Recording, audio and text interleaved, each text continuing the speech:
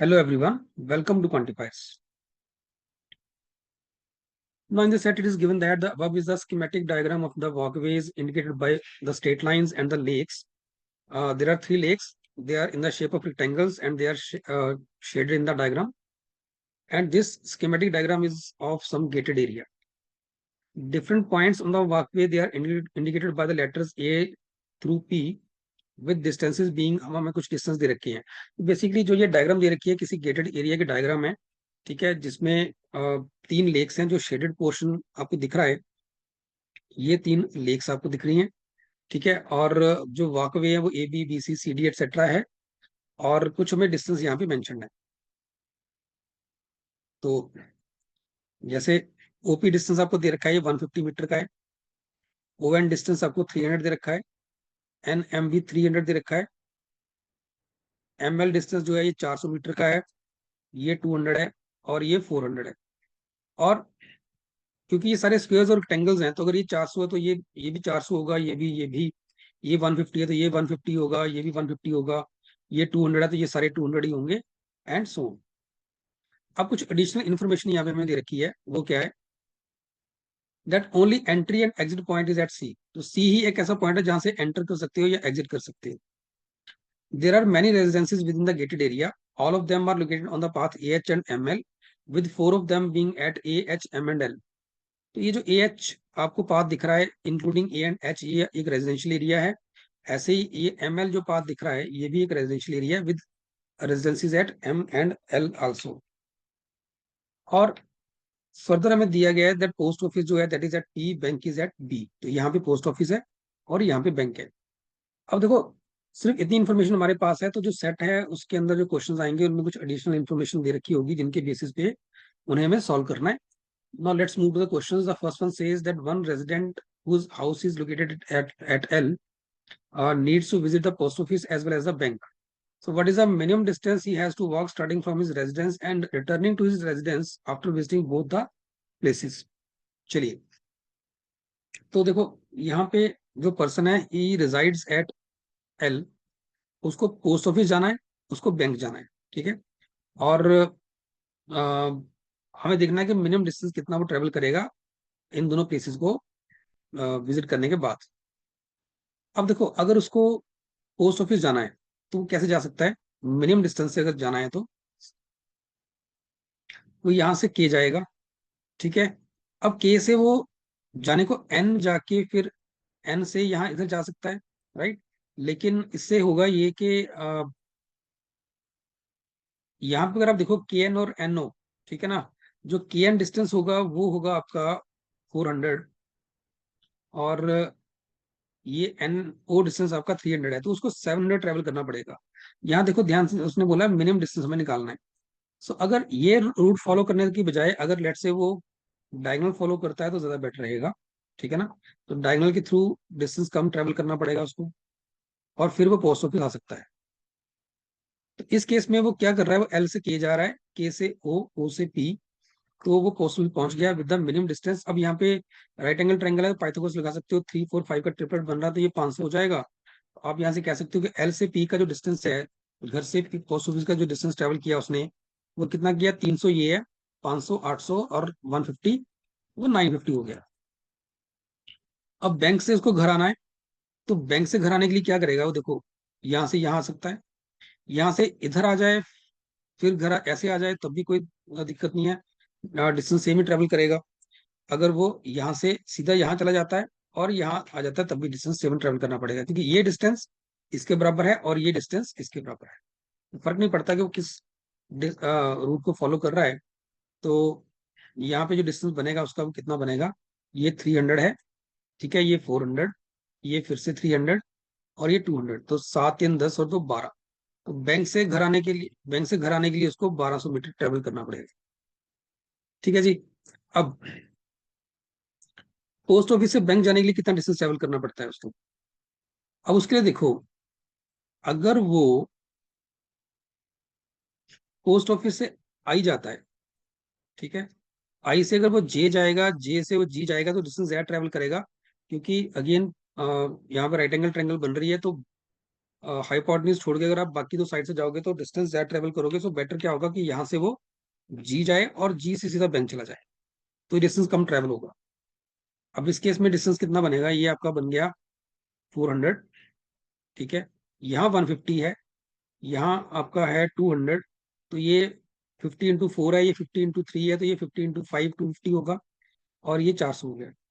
तो post office से bank जाने का डिस्टेंस ने जो ट्रेवल किया वो कितना हुआ, 400, और 400 800, और 250 1050। इनको आप ऐड कर लीजिए, दिस इज 1900 2000 3200 बनेगा आपके पास। So 3200 is the minimum distance जो उस पर्सन को ट्रेवल करना पड़ेगा if he wants to visit both the bank and as well as the post office. चलिए, तो अब चेक करते हैं नेक्स्ट क्वेश्चन।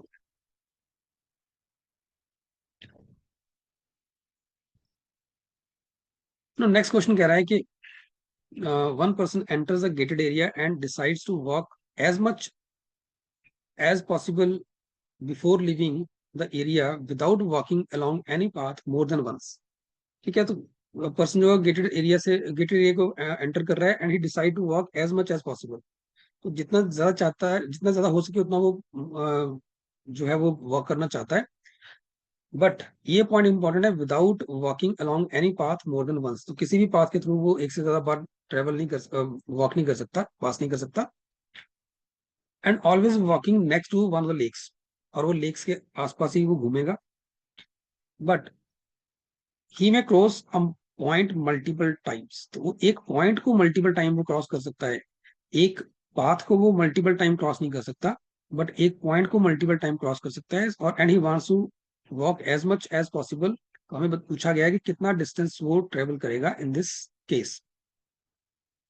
अब देखो, वो पर्सन यहाँ से एंटर कर रहा है, ठीक है। अब उसको एक डिस्टेंस को, एक पाथ को दो बार ट्रेवल नहीं करना है, लेकिन एक पॉइंट को दो बार ट्रेवल कर सकता है।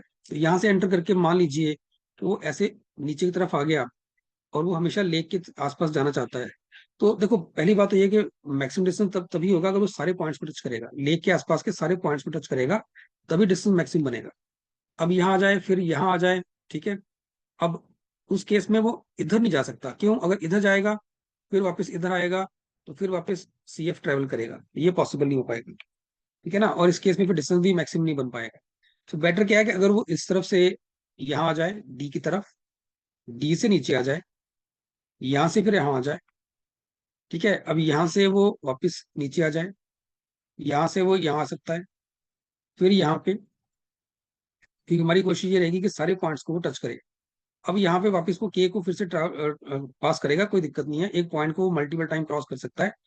फिर इस तरफ आ जाए, फिर इधर आ जाए, फिर F की तरफ, और फिर यहाँ से बाहर हो जाए। अब इस केस में उसने सारे पॉइंट्स को लेके, आसपास के सारे पॉइंट्स को टच भी कर लिया, और किसी भी पाथ को दो बार ट्रेवल भी नहीं किया उसने। अब टोटल कितना डिस्टेंस बनेगा इसका, पहले इसको हम रेस कर देते हैं, पहले पार्ट में रेस कर देते हैं।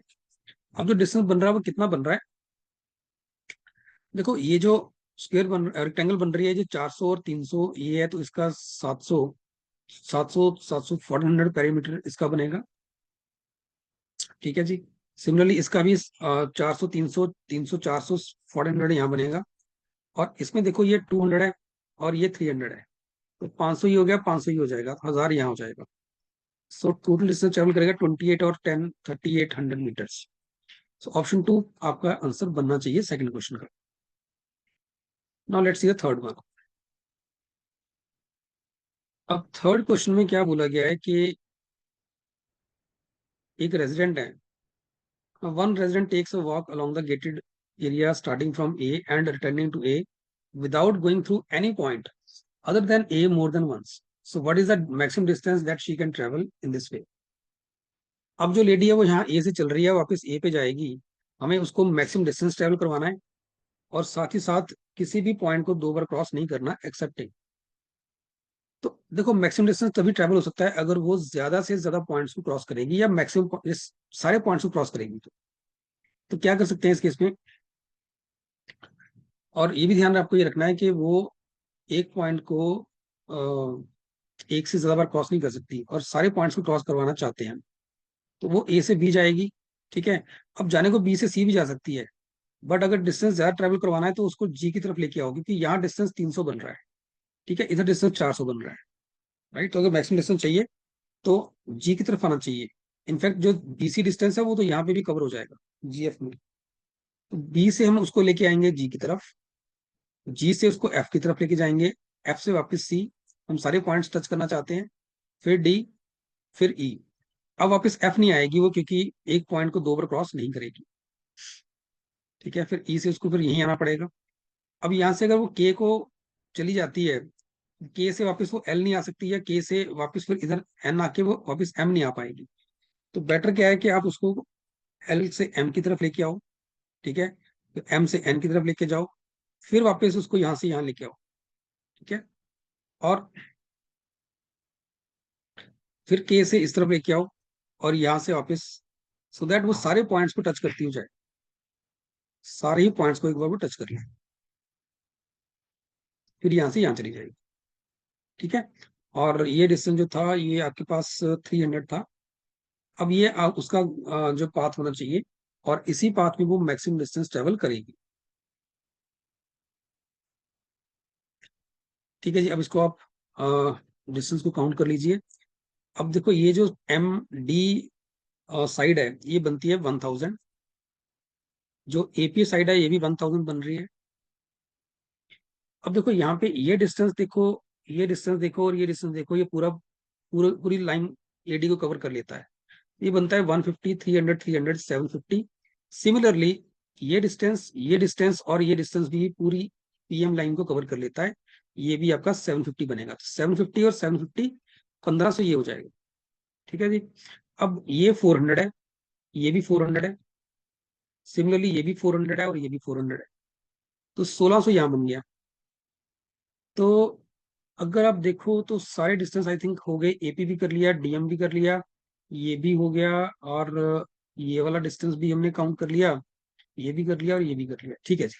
अब इसको ऐड कर लो, तो ये बन गया 2000, 3000, 4000 और 1100 हो गया 5100। इस केस में जो लेडी है, she will travel a total of 5100 meters, अगर उसको मैक्सिमम डिस्टेंस ट्रेवल करना है तो।